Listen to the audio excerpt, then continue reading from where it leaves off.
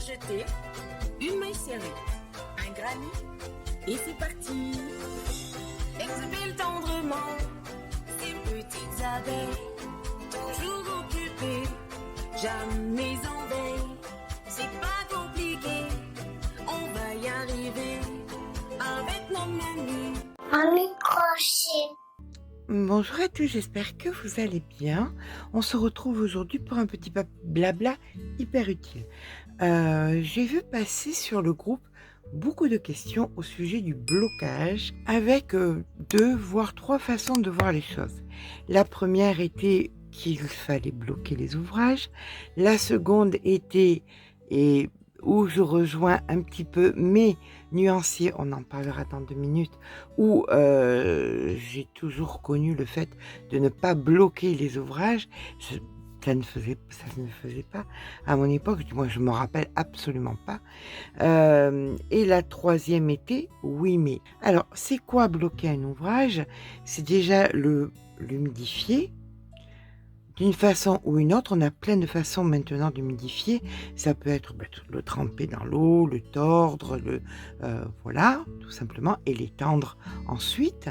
Ou alors le pchipchiter, tout simplement. Ou alors encore, grâce à la vapeur d'un fer, mettre une pâte mouille. Alors personnellement, j'utilise ce genre de pâte mouille sèche qui sont super pratiques. Alors oui, le crochet, c'est parfois des investissements. Certes, vous commencez le crochet, vous n'en avez pas besoin, tout simplement. Vous pouvez trouver une pièce un tapis, n'importe quoi. Voilà, on peut toujours s'adapter. Alors, pourquoi bloquer le crochet? Alors, bloquer un ouvrage crochet, c'est une technique qui est maintenant relativement utilisée par la majorité des crocheteurs pour améliorer l'apparence et la finition des créations. Alors, c'est quoi exactement? Comme je vous disais tout à l'heure, c'est le fait d'humidifier l'ouvrage dans une certaine forme et dans la taille qui vous convient. Comme là, j'ai bloqué un carré parce que je voulais voir ce que ça rendait et je voulais que les prochains aient la même taille.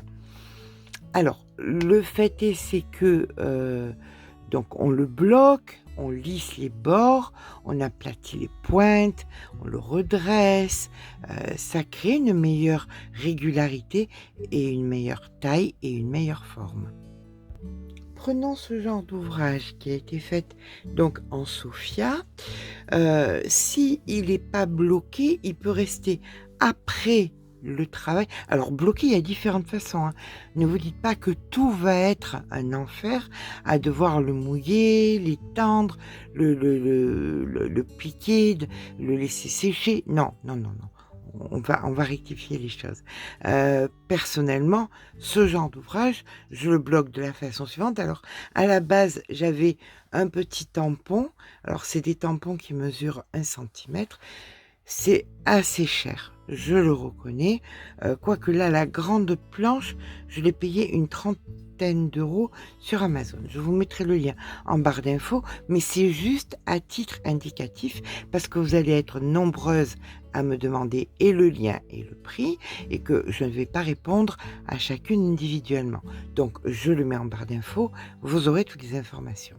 Donc, j'ai acheté il y a plusieurs années cette petite scie et quand je fais des vêtements, elle n'est pas assez grande pour pouvoir mettre un vêtement en entier et pouvoir le bloquer par le repassage. Pour moi, le bloquer, c'est uniquement par le repassage vapeur, utilisant la pâte mouille sèche ou pas. Ça dépend tout simplement de la matière du tissu. Quand c'est un coton pur comme ça, je ne mets absolument pas de pâte mouille parce que c'est pas la peine. Sauf si c'est blanc. Si c'est blanc, je fais quand même un petit peu attention. J'ai toujours un petit peu peur d'un petit accident. Donc, je préfère mettre quelque chose entre mon fer et mon ouvrage. Alors, parfois, quand on crochette, on déforme quand on est en train de crocheter, on tire sans faire exprès, on le pose, voilà, on le tire et ça le déforme et ça nous permet donc de corriger la forme. Parfois même ça peut gondoler parce que le point fait que à certains moments ça peut se gondoler. Donc de le bloquer, ça peut être utile et donc le bloquer, ça sert aussi à le redresser. Alors c'est sûr que quand on vient de passer 50 heures à faire un châle, alors c'est mieux de le bloquer. Voilà, parce qu'au moins il restera plat, au moins il restera, voilà, généralement c'est un peu mieux. Mais deuxième phase des choses, c'est des choses qu'on ne voyait pas à notre époque. Mais il y a une raison à ça.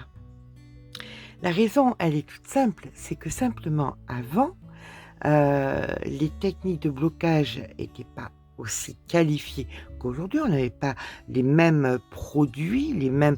Ça, par exemple, ce sont des aiguilles à. Moi, je les utilise dans la catégorie aiguilles à perruque. Vous voyez? Donc on ne trouvait pas ça à l'époque. Et puis à l'époque, il n'y avait pas Amazon. Et puis à l'époque, c'était compliqué à la petite droguerie du coin de trouver tous les produits dont on avait besoin. Imaginez un village de 600 habitants en 1850, c'était compliqué. Et puis on n'avait même pas l'idée de bloquer les choses.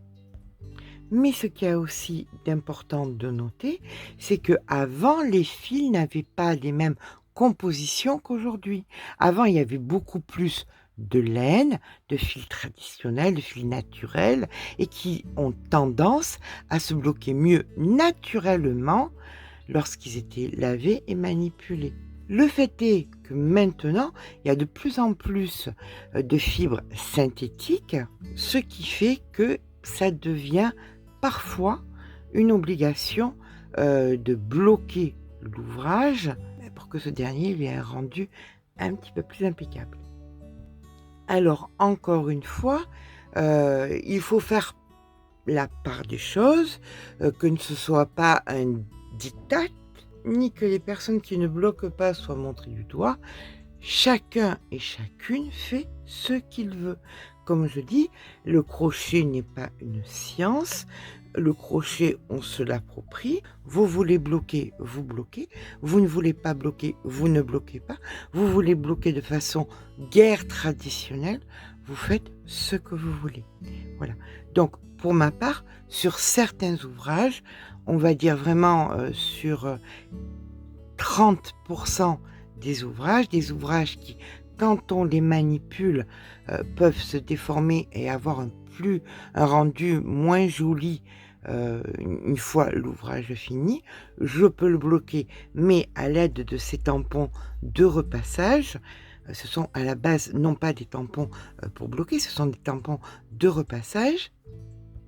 Et ça me permet de vous présenter un ouvrage beaucoup plus esthétique, beaucoup plus terminé, sans pour autant vous obliger à quoi que ce soit.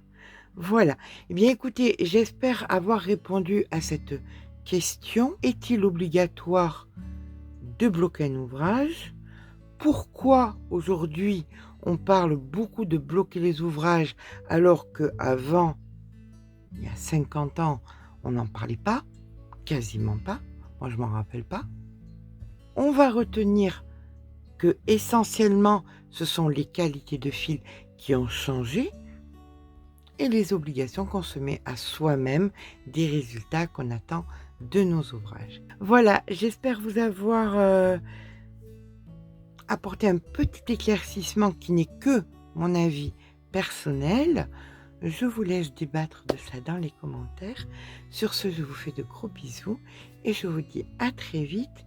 Eh bien, je ne sais pas s'il va faire beau, s'il venait à faire beau, ben, cet ouvrage sortirait.